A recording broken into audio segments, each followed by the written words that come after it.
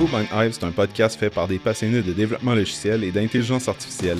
Chaque mois, on vous partage le projet sur lequel on travaille pour vous faire découvrir toute l'innovation qui se brasse chez nous. Aujourd'hui, de zéro à héros.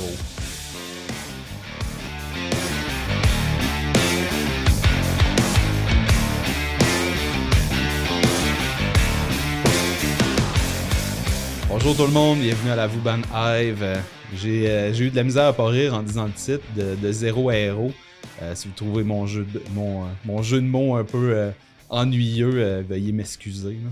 En fait, j'ai invité aujourd'hui Thomas pour nous parler de héros, de là mon jeu de mots. Bienvenue Thomas. Bonjour. C'est ta première fois dans un podcast de la Who Band Hive? Oui, première fois, première visite, très content d'être ici. Hey, je t'ai-tu proposé une bière? Oui, mais ça va. Il est pas midi encore. Hein? Ouais, c'est ça. Je sais pas si on fallait leur dire ou pas, là, mais non, il est pas encore midi, fait que non. Excellent. On avait déjà fait un podcast sur l'aéro par le passé, puis je voulais réitérer un peu l'exercice, puis cette fois-ci, j'aimerais ça qu'on y aille vraiment concrètement, c'est quoi l'aéro.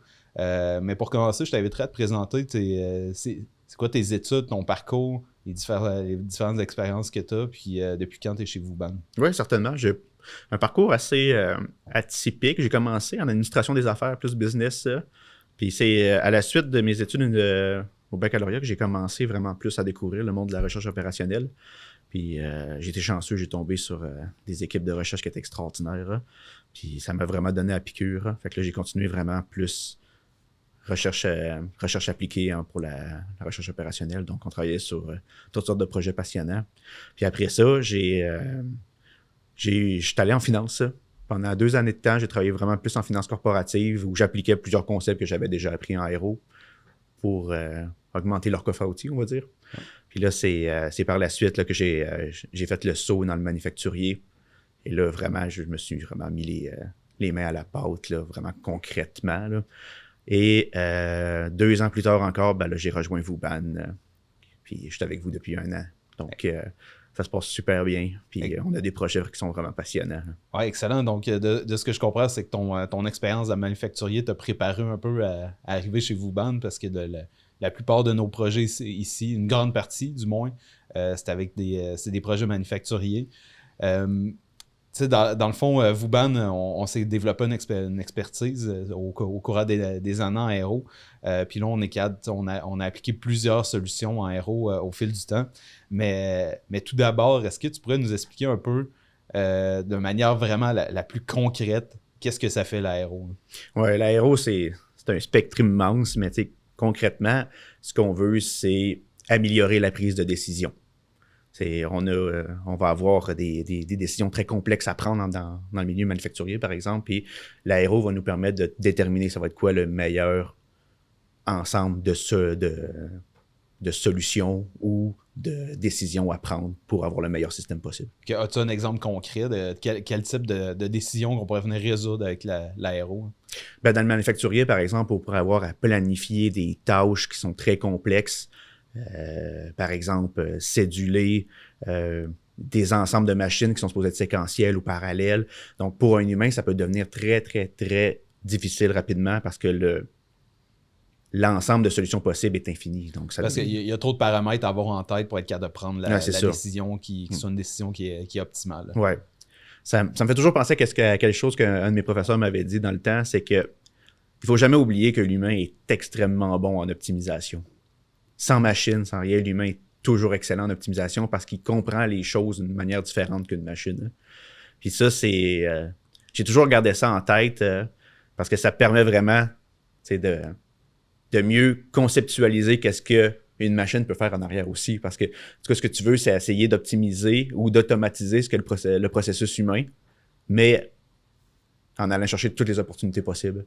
Mais il ne faut pas oublier que l'humain en arrière est déjà très performant. Là. Fait que de ce que je comprends, c'est qu'on s'inspire un peu de la manière dont l'humain prend ses décisions pour réussir ensuite à faire un modèle de héros. C'est ça. Puis comment ça fonctionne dans le sens, là, je ne veux pas rentrer très profondément dans toutes les théories mathématiques, mais comment ça marche, grosso modo? Là? Mais on commence par, pour faire du pouce sur ce qu'on vient de dire, c'est qu'on commence par comprendre qu'est-ce que l'humain fait dans son processus. S'il doit planifier des tâches, ben OK, c'est quoi les types de tâches qu'il doit planifier? C'est quoi son environnement de travail? Puis ça va nous permettre de déterminer vraiment, OK, l'ensemble de toutes les décisions qui doivent être prises. Puis ça aussi, le spectre de ces décisions-là. C'est quoi? C'est-tu des décisions oui ou non? C'est-tu des décisions en termes de quantité? Puis ça, on va les soumettre à un environnement qui est souvent contraint. Donc, évidemment, il ne peut pas prendre toutes les meilleures décisions possibles parce que son environnement est contraint. Par exemple, il pourrait avoir des contraintes de ressources, des fermetures d'usines, peu importe. Fait que, admettons, on dirait, on a 8 employés, on a 4 machines, puis on veut optimiser le plus possible l'utilisation de ces machines-là, puis on veut optimiser le plus possible la production en diminuant les coûts. C'est ça. On a comme différentes contraintes à prendre en considération. Oui, puis là, le modèle va venir prendre ces contraintes-là et essayer de trouver une solution qui est optimale ou... Ça dépend. Ça dépend de ce qu'on recherche. Souvent, d'un point de vue très théorique ou académique, on va toujours chercher la solution optimale là. Mais concrètement, sur le plancher, c'est rarement ce qu'on cherche parce qu'on n'a pas le temps d'attendre des heures et des heures pour avoir la solution optimale. On veut une solution qui est très bonne, puis on la veut rapidement pour qu'on puisse commencer les opérations rapidement. OK. Fait qu'on veut une solution qui est faisable. C'est ça, qui est faisable. Qui est faisable, on s'attend-tu à avoir que ça soit l'équivalent de l'humain ou on s'attend que ça soit meilleur ou... Évidemment, on s'attend à ce que ça soit meilleur que ce que l'être humain aurait fait. Donc, puis en plus, la méthode que l'humain va utiliser va nous servir aussi d'indicateur de performance sur la méthode qu'on va appliquer. Mais concrètement, c'est ça, c'est d'identifier les décisions puis de les transformer en modèles mathématiques. Quand tu me rappelles une anecdote, là, quand j'étais un peu plus jeune, à un certain moment, je livrais les journaux. Dans le fond, il y avait le Journal Voir à Québec, là, je ne sais pas ceux qui connaissent ça, je pense qu'il n'existe plus. Puis à ce moment-là, j'avais des routes, finalement. Là, je partais avec le camion. Il était rempli à rebord de Journal Voir. Puis là, j'avais une route à faire au complet, d'aller porter à plusieurs destinations. Mettons, toute la ville de Québec, la ville de Lévis. Puis à chaque semaine, ça ne me prenait pas le même temps. Dans le fond, une semaine, ça pouvait me prendre 8 heures faire la run. L'autre semaine, ça me prenait 12 heures. Puis je trouvais ça pas optimal parce qu'on me payait à la journée, tu comprends? Fait que moi, plus rapidement je pouvais finir, mieux c'était. Ça, c'était ma contrainte à moi. Puis à ce moment-là, il n'y avait pas encore les GPS, il n'y avait pas encore Google Maps, il n'y avait pas tous les outils qui auraient pu m'aider aujourd'hui. Mais ça me semble être un problème de héros. Puis je pense que c'est une de tes spécialités qui est le routing. J'ai-tu raison de penser que ça aurait pu m'aider d'avoir un... Oui, totalement. Mais c'est ça, tu étais soumis à un environnement en constant changement. Par exemple, des travaux, de la circulation, des accidents. C'est ce qui vient affecter complètement l'environnement dans lequel tu travailles. Tes décisions restent sensiblement les mêmes. Tu veux passer d'un point A au point B. Ton spectre de décision reste le même. Ouais. Mais l'environnement autour de ton spectre de décision a complètement changé. Donc, ça fait en sorte que, oui, il faudrait qu'à toutes les fois, tu réoptimises ton système pour t'assurer que tu sois capable de maximiser ton profit. Ici, tu voudrais, par exemple, tout faire ça en le moins de temps possible. Donc, il faudrait probablement ajouter au modèle toutes les variations de ton environnement qui sont probablement les temps de déplacement entre tes points. Donc, ça, ici, tu viendrais probablement améliorer ta livraison de journaux. Fait que ça aurait pu être le temps de déplacement entre les points ou l'ordre entre les points. Puis probablement qu'on aurait pu justement prendre... Aujourd'hui, on prendrait Google Maps, dans le fond, pour venir ajouter de l'information.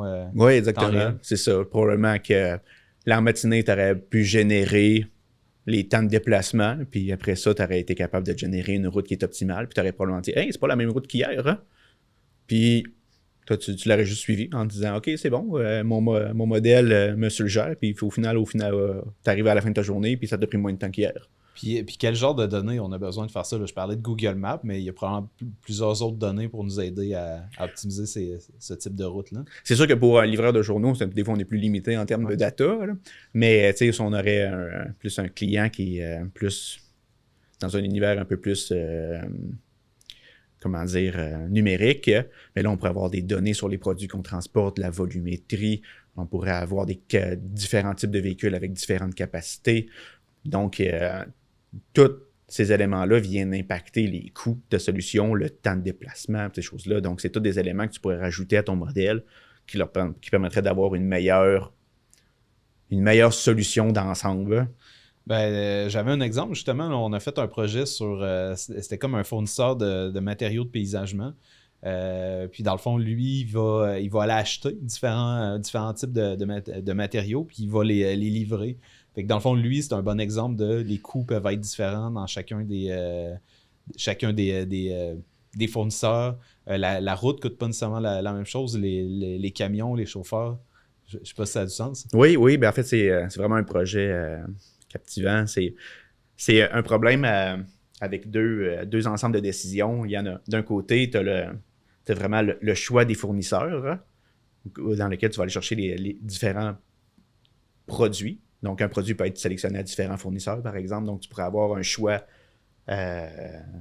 très varié de fournisseurs pour un seul produit, puis tu pourrais avoir une longue liste de produits. Donc, la solution, elle se divise en, OK, je sélectionne quel fournisseur et comment je fais mes routes en fonction de la sélection des fournisseurs que j'ai fait. Donc, après ça, ça devient un modèle un peu plus complexe. On s'entend, c'est pas juste du routing. Puis après, par-dessus ça, on ajoute d'autres paramètres d'environnement qui pourraient être la sélection de différents types de véhicules avec différentes capacités. Donc, là, on voit que très rapidement, ça devient un problème quand même complexe à résoudre, hein, pour un humain. Hein, Oui, clairement. Puis, tu sais, je présume que quand on arrive avec des solutions, peut-être que des fois, la solution pourrait ne pas sembler faire de sens pour l'humain. Oui, c'est ça. C'est de la façon qu'on définit les coûts du système. Hein. Des fois, ça arrive avec des solutions qui sont un peu contre-intuitives. Hein. Des fois, des camions qui vont faire beaucoup de routes pour aller chercher un seul pot de fleurs et revenir.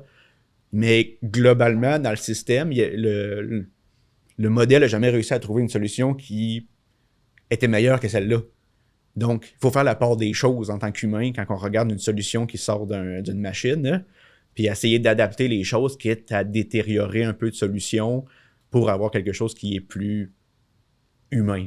Fait qu'il y a tout le temps l'aspect de jugement de l'humain, dans le fond, qui est dans la loupe, même si on a une machine. C'est pareil en AI, là, même si tu as un AI qui dit fait une prédiction vraiment précise sur un aspect X, au final, tu as le jugement humain qui est. Oui, c'est super important, surtout dans le manufacturier, parce que les modèles vont essayer de capter un gros ensemble de ton environnement, mais ne peut pas tout capter les détails. Ouais. Donc, c'est pour ça qu'au début, je disais que l'humain était bon en optimisation. L'humain, souvent, quand il s'assoit le matin, il est déjà au courant de ces petits détails-là, puis il est capable de faire la part des choses. Le modèle mathématique, ça reste une machine. Ouais, je comprends. Ça veut dire que, tu sais, c'est le matin, la personne qui s'occupe de la planification, peut-être quand elle a croisé son boss en allant avant de commencer sa planification, puis son boss, il a donné une information qui sort un peu de nulle part ou qui vient d'ailleurs, que le modèle ne possède pas. Puis là, l'humain vient faire une décision qui est différente, étant donné cette information-là, qu'on n'a pas nécessairement tout prévu dans le modèle d'aéro. C'est pour ça que l'aéro, souvent, on appelle ça l'aide à la décision.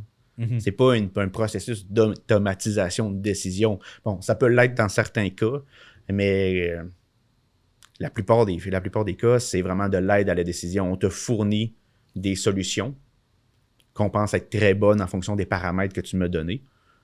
Et je te laisse le soin d'appliquer la solution ou non. Mais si on automatise tout, éventuellement, on va probablement converger vers une catastrophe, hein, parce que on ne capte pas tous les éléments de l'environnement. Fait que de ce que je comprends, l'humain est encore nécessaire. L'humain est encore nécessaire. Hein? J'aime ça, les exemples concrets. Là. Dernièrement, j'ai déménagé, je me suis acheté une nouvelle maison. Puis, tu sais, quand on s'achète une nouvelle maison, on a besoin d'un camion de déménagement. Puis, je me souviens, là, le camion, on est en train de le remplir tranquillement pas vite. L'avant-midi passe, puis on met des meubles. Puis j'avais tout le temps la question dans ma tête, parce que là, j'allais déménager à peut-être 1 heure de route. J'avais 1 heure à faire, je voulais pas faire 2 allers-retours. Puis là, je me disais, OK, est-ce que tout ce que j'ai va rentrer dans le camion? Fait que là, c'était comme un peu un jeu de Tetris. Hein. Je mettais, OK, la table, je vais la mettre sur le côté, mettre les boîtes à tel endroit, le divan, je vais le mettre debout, incliné. Puis là, j'essayais le plus possible de tout imbriquer les objets les uns dans les autres. Puis rapidement, même, à chaque fois, on se parle régulièrement. J'ai tout de suite passé encore une fois un problème d'aéro. C'est un problème d'optimisation de comment on met les blocs ensemble. Je sais pas si tu veux nous parler de ce type de problème. Ben, ça fait passer. C'est tellement c'est un bon exemple de type de projet qu'on fait, peut-être simplifié, mais là, tu me parles comme ça, la première chose que j'aurais fait, c'est probablement développer un modèle qui dit, OK, tel item, tu dois le mettre à tel endroit dans le camion. Puis ta contrainte, c'est ton volume, en fonction du volume unitaire de chacun des produits. Puis là, je t'aurais probablement donné une solution qui dit, OK, c'est comme ça que tu dois placer chaque produit dans ton camion pour maximiser l'utilisation. Mais là, toi, tu serais parti avec cette solution-là. Puis là, tu te serais rendu compte probablement que ton camion, il tirait un peu vers la gauche, il tirait un peu vers la droite. Hein? Ouais, puis c'est pas une bonne idée de mettre les plantes en dessous de la table de cuisine. Non, c'est ça. Du divan. Fait que c'est souvent comme ça qu'on fait des projets d'aéro aussi. Tu sais, c'est itératif. On peut pas, nous, on arrive du jour au lendemain dans un système qui fonctionne depuis peut-être des dizaines d'années, qui est très bien rodé. On n'a pas tout la vision. Puis souvent, tu n'y aurais probablement pas pensé de me le dire que les produits doivent être placés d'une certaine façon dans le camion en sachant que... Ouais, je comprends. C'est comme de l'information qu'on découvre au fur et à mesure. Ouais, on avance justement dans le processus de développement itératif. Puis à un certain moment, on réalise, OK, oui, on peut pas mettre les plantes en dessous des planches parce que ils vont juste écraser. Non, c'est ça. Fait que là, on est capable de rajouter des contraintes de cette manière-là. Puis on avait un projet justement qui était Mirage, qui était du packaging de plancher, de planches de bois. Ouais. Je sais pas si tu veux l'expliquer un peu. Tu vas probablement l'expliquer un peu mieux que moi. Oui. C'est un projet qui remonte déjà un certain temps, mais on avait des planches de bois pour le plancher qui étaient de différentes dimensions, qu'on devait trouver une façon d'emballer intelligemment pour maximiser la charge et l'utilisation d'une palette. Évidemment, si une palette est pas bien structurée, il y a des dangers. Ça peut s'effondrer, ça peut tout briser le stock. Fait que dans le fond, s'il y a plusieurs, mettons, longueurs de planches similaires, mais là, ça pourrait ouvrir parce qu'ils ne se tiennent plus ensemble. C'est ça. Donc, c'est des problèmes d'emballage qui sont relativement complexes pour un humain parce que la personne pourrait essayer 5-6 fois en ligne d'essayer d'empiler ses choses, puis à toutes les fois, il arrive à la toute fin, puis c'est un peu croche ou la charge n'est pas bonne. Mais pour une machine, faire toutes ces itérations-là, c'est beaucoup plus rapide qu'un humain. Là. Parce que là, l'humain, ça peut y prendre plusieurs minutes de construire une solution. Ouais. Une machine, ça peut peut-être prendre une fraction de seconde. Fait que lui, il est capable de construire plusieurs, comme on disait tantôt, plusieurs possibilités de setup. Je sais pas comment l'appeler. Oui, c'est ça. Plus d'arrangement de planches, puis on choisit une. Ouais. Soit la meilleure si c'est possible, ou une. Quand je dis soit la meilleure si c'est possible, de ce que je comprends de l'aéro, c'est que ça demande un calcul qui peut être exponentiel. Dans le fond, plus il y a de paramètres ou d'objets dans ce cas-ci ou de tasses, plus ça va être compliqué à calculer. Ouais, c'est ça. T'as des problèmes qui sont, je ne veux pas rentrer dans les détails, là, mais tu as des problèmes qui sont parfaitement linéaires. Donc, tu n'as pas des décisions comme du type oui ou non, c'est juste maintenant des quantités. Ça, normalement, on peut prouver l'optimalité des solutions relativement vite. Que c'est juste ultra simplifié ce que je viens de dire. Là. Mais tu as des problèmes qui sont plus complexes où tu dois prendre des décisions du style oui ou non ou des quantités discrètes. Puis là, ça, c'est des problèmes qui sont des fois plus difficiles pour les solveurs. Hein. Donc, même si, mettons, une question que je pourrais poser, c'est si j'achète un gros ordinateur, là, mettons, avec des GPU, du stock, de la mémoire, tout ça, est-ce que ça va nous aider réellement? Ou? Théoriquement, oui. Mais grosso modo, tu gagneras pas tant que ça. C'est comment je pourrais dire, c'est plus tu as de la puissance de calcul, plus tu as des chances d'obtenir des bons résultats. Mais c'est comme un piège. C'est ça, c'est un piège, puisque dans le fond, de ce que je comprends, pour vous avoir vu travailler une couple de fois là-dessus, souvent ce que vous me dites, c'est oui, mais c'est beaucoup plus facile de venir optimiser ce qu'on a fait ou faire des meilleurs choix, une meilleure modélisation que de venir acheter une ferme de...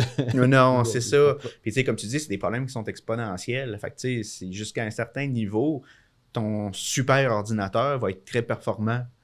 Mais si j'ajoute un petit peu plus d'éléments dans le problème, là, on est revenu au point de départ que on ne converge plus vers des bonnes solutions. Donc, ce qu'on fait souvent chez Vauban, au lieu d'essayer d'augmenter la puissance de calcul en fou, on essaye de rentrer des perspectives un peu plus business dans nos modèles d'optimisation. Essayer de rester un peu moins théorique puis d'aller capter des réalités planchées qui peuvent impacter ou réduire l'espace de solutions qu'on va avoir à trouver. Donc, c'est là qu'on va avoir une belle expertise. On a, chez Wooban, on a la chance d'avoir des architectes, des chargés de projet, des gens qui comprennent vraiment bien le contexte du client. Ces éléments-là, c'est souvent ces éléments-là qui viennent impacter le plus le modèle d'optimisation. Plus que tous les éléments théoriques qu'on peut rajouter ici et là, que finalement vont pas scaler tant que ça. Ouais, je comprends. Fait que, dans le fond, ce que tu es en train de dire, entre autres, c'est que c'est vraiment important de... Même si vous êtes des mathématiciens de base ou des scientifiques à certains égards, il faut vraiment aller faire un tour puis avoir les deux pieds dans l'usine pour vraiment être capable de prendre des bonnes décisions. Est-ce que c'est possible de ne pas faire ce travail-là ou c'est absolument essentiel la visite d'usine, de comprendre tout leur processus, d'être là physiquement? Ah, c'est essentiel. On n'a pas le choix. Il faut. Les réalités sont tellement différentes. On aurait beau dire c'est un projet c'est du routing. Fait que je vais coder un modèle de routing. Ou c'est un modèle d'ordonnancement de production. Fait que c'est jamais pareil. C'est jamais pareil. Chaque projet est unique en soi.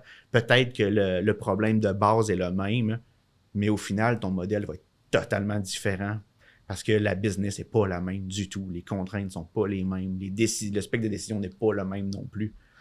Puis, il faut faire vraiment attention de ne pas essayer de trouver des solutions complexes à des problèmes simples. Ouais, comme dire, tuer une mouche avec un bazooka. Ouais, puis ça, c'est souvent ce qu'on apprend à faire à l'école. On développe des solutions, des modèles qui permettent de résoudre des problèmes qui ont déjà été résolus, mais être plus efficaces encore. Ouais, c'est ça. Ben, c'est un peu le même constat dans le monde de l'AI. Ouais. Souvent, on dit OK, on va faire de l'object detection. On veut détecter des objets dans des images.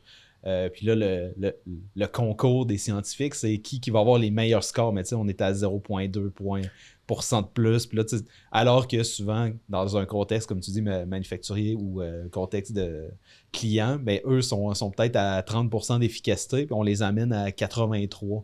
Fait que qu'on les amène à 83 ou à 84. Le gain marginal devient trop petit. Là. C'est ça. Fait que le gain est. Fait que le gain est déjà là de juste avoir intégré de l'aéro, juste avoir mis de l'AI. Puis les gains les plus importants, c'est justement ces perspectives business que tu vas aller ajouter dans ton modèle qui viennent probablement avoir le plus de valeur, plus que de rajouter des éléments mathématiques qui sont extrêmement complexes qui vont te permettre de passer de 83 à 84. Ouais, exact. D'après toi, est-ce que tous les types de business pourraient avoir besoin d'aéro? J'essaie d'imaginer une business qui n'en aurait pas besoin. Mais techniquement, on prend toutes des décisions au cours de la journée. Ouais. On est tous soumis à un environnement en changement. On a tous besoin de... Tu t'embarques dans ton char le matin. Est-ce que tu prends le même chemin que d'habitude? La vie au complet, on pourrait quasiment résumer que c'est toujours des processus de prise de décision. Puis pour moi, l'aide à la décision est là tout le temps. Faut pas capoter. Ouais, c'est ça. Mais tu sais, c'est ça. Fait que je présume que dans tout le workflow ou tout le travail qu'il y a à faire dans une entreprise, c'est qu'il y a des décisions probablement là-dedans qui sont plus importantes que d'autres et qui valent la peine d'aller les mettre de l'aéro. Tu sais, ça me fait penser, tantôt, tu dis, on parlait de visiter les usines, hein, ce qui est un des... je dis que c'est quasiment un perk chez Wooban, c'est que depuis que je suis là, ça m'a permis de visiter beaucoup d'usines. Tu sais, d'usines, pas juste des usines, mais aussi d'autres entreprises, plein de types d'entreprises. Ça fait en sorte qu'on accumule un peu une expérience assez large dans plusieurs domaines. Mais je vais rester dans le manufacturier pour mon exemple. Comme je te disais tantôt, j'aime ça, les exemples concrets. À un certain moment, je visitais une usine puis ils construisaient des meubles. Fait que là, tu avais l'espèce de bois brut qui rentrait à l'entrée. Puis au bout de la chaîne, il y avait des chaises. Puis là, il y avait tout plein d'étapes différentes pour réussir à faire les chaises au bout, tu sais, de la découpe. Il y avait de la peinture. Il y avait des gens qui venaient visser des choses. Tout plein d'étapes pour arriver au produit final. Ça demande une planification qui est quand même pas évidente. Comme je disais tantôt, des fois, OK, on a 4 machines, il y a 2 stations de peinture, il y en a une de découpe. puis on a 4 personnes qui ont différentes compétences, qui peuvent pas faire toutes les mêmes choses. Ça me semble être un beau projet d'aéro, ça aussi, de planification. Ces projets d'ordonnancement-là sont géniaux. C'est vraiment... C'est des beaux projets parce que tu regardes le produit fini, comme tu dis, c'est une chaise. Là. OK, la chaise, elle a un dossier, elle a 4 pattes. Tout ça, il a fallu qu'elle soit assemblée à un certain temps par une certaine personne sur une certaine machine. Mais c'est une séquence d'événements qui ont mené à la chaise. Mais cette séquence-là, ben, pour une chaise, c'est simple. Hein. Pour 2000 chaises différentes, c'est plus complexe. Hein. Ouais, c'est ça. Ouais. Puis là, c'est là que le fun embarque. C'est que tu dois un peu faire le backscheduling de si on veut dire, de tous les éléments de la chaîne, essayer d'identifier, OK, c'est bon, à tel moment dans ma journée, je vais faire tel produit qui va utiliser telle capacité, puis j'ai besoin de telle personne. Puis c'est en additionnant toutes ces variables de décision-là que le problème devient très complexe. Puis là, on peut rajouter de la complexité encore plus. Je ne sais pas si vous vous souvenez, mais il n'y a pas si longtemps, le prix du bois était très haut. Là, il a redescendu, fait que c'est d'autres paramètres qu'on peut... qui deviennent pilotables, finalement, qui deviennent manœuvrables. Oui, c'est ça. Ça, c'est la beauté de faire des projets qui sont plus des applications. Donc, on peut changer les fonctions de coût, ou plutôt dire comment le modèle se comporte en fonction de l'environnement. Tu sais, tantôt, je parlais de l'environnement qui change, mais ton processus de décision n'est pas le même si l'environnement n'est pas le même. Hein? Oui, c'est ça. Fait, admettons que le bois n'est pas cher, peut-être que les pertes sont moins... C'est moins important d'avoir des pertes de bois. Parce que là, tu dis le temps de la personne ou d'autres contraintes viennent prendre le dessus. Alors que là, OK, là, le prix du bois a augmenté. Donc, ça veut dire que je ne veux pas perdre de bois. Fait que là, Puis c'est des choses qui sont difficiles à comprendre aussi pour les gens qui sont sur le plancher et qui travaillent. Hein. Tu sais, quand d'une semaine à l'autre, ta dynamique de production change, c'est pas évident, là. Tu sais, puis pour un modèle, pour le modèle, lui, il s'en fout, là. Pour lui, il fait juste céduler des choses. Hein. Mais ton type de planification vient totalement de changer. Là, si maintenant tu veux maximiser l'utilisation de ton bois au lieu de maximiser l'utilisation de tes machines. Hein. Ce ne sera pas le même type de calendrier. Là. Donc, l'humain, au bout de la ligne, ben, il doit agir en fonction du calendrier qui se fait offrir. Puis des fois, ben, c'est normal qu'il se pose des questions. Hein. Fait que de ce que je comprends de l'aéro, c'est que c'est quand même vaste. Là, j'ai donné 3 exemples. Probablement qu'il y en a plusieurs autres auxquels on pourrait jaser. Peut-être qu'on pourra refaire une autre itération, justement, de ce podcast-là. J'aime beaucoup l'aéro. En conclusion, as-tu une conclusion? Si j'ai une conclusion, mon Dieu. Je te lance ça. Là. J'aurais dû optimiser ce bout-là. Honnêtement, il faut penser à l'optimisation pour l'aide à la décision quand on est en entreprise parce que veut pas, à mesure qu'une entreprise grossit, le spectre de décision est toujours de plus en plus large et chaque décision en impacte une autre. Puis ça devient de plus en plus difficile d'aller chercher des gains importants quand ton processus devient complexe. Puis il faut penser à c'est qu'aujourd'hui, on a des capacités d'aide à la décision qui n'ont rien à voir à ce qu'on avait là, des décennies. Là. Donc, il faut utiliser ces techniques-là et c'est des leviers de création de valeur qui sont incroyables.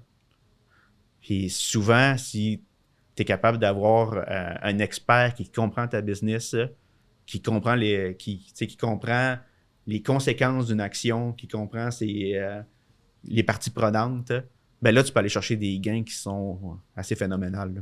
Ce qui est vraiment intéressant en terminant là, de l'aéro, ce que je trouve à mon avis, c'est que c'est pas nouveau de l'aéro. Là. Ça a été inventé, je pense, après la Deuxième Guerre mondiale ou pendant la Deuxième Guerre mondiale. Même dans le temps de Napoléon, il en faisait en quelque sorte, là, quand il faisait de l'optimisation logistique puis, pour approvisionner les armées. Puis, ça a toujours été là. T'sais. C'est ça. Fait que c'est comme c'est des concepts qui sont... c'est bien rodé, finalement. Là, c'est ce que je veux dire. Fait que faut pas en avoir peur. Là. Finalement, c'est une technologie qui est bien rodée, que les gens connaissent. Puis pourtant toujours méconnue. Hein? Oui, c'est vrai. C'est vrai. Moi, personnellement, j'ai appris l'existence de l'aéro en étudiant l'intelligence artificielle. C'est là que je me suis rendu compte que, ben oui, il y a des principes qui existent depuis longtemps, qui sont très efficaces. Dans la vie de tous les jours, on a des outils pour tout. Hein? Ouais. Puis on se rend plus compte de ce que les outils font pour nous. Hein? Ils sont juste là, puis ils nous fournissent des décisions à prendre. Ton GPS, quand tu embarques dans ton auto puis que ton GPS te dit quelle route prendre, on se pose même plus la question comment il a fait pour nous donner la route. On est juste fâchés quand ils ne la donnent pas. Ah, c'est ça. Claire, hey, merci Thomas. Ça fait plaisir, c'était très, très intéressant. Merci tout le monde. À la prochaine.